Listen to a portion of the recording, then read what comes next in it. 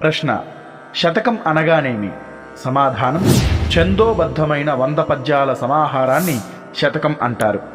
శతకాలలో మనకు భక్తి శతకాలు, నీతి శతకాలు, శృంగార శతకాలు, వేదాంత శతకాలు, చారిత్రక శతకాలు, జీవిత చారిత్రక శతకాలు, హాస్య శతకాలు, స్వీయ చరిత్ర శతకాలు, వ్యాజ్య నిందాస్తుతి శతకాలు, కథా శతకాలు, సమస్యాత్మక శతకాలు, నిఘంటు శతకాలు, అనువాద శతకాలు, అచ్చ తెలుగు శతకాలు, చాటు శతకాలు వంటి విభిన్న రకాల శతకాలు గోచరిస్తాయి.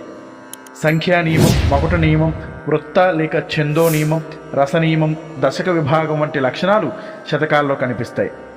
కొన్ని శతకాలు మరియు వాటి రచయితలను ఒకసారి పరిశీలిద్దాం. సుమతి శతకాన్ని బద్దెన గారు రచించారు.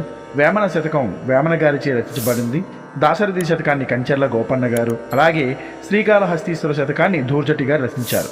మీకు ఒక ప్రశ్న: భాస్కర శతకాన్ని ఎవరు రచించారు? సమాధానం కామెంట్ రూపంలో తెలియజేయండి. ధన్యవాదాలు.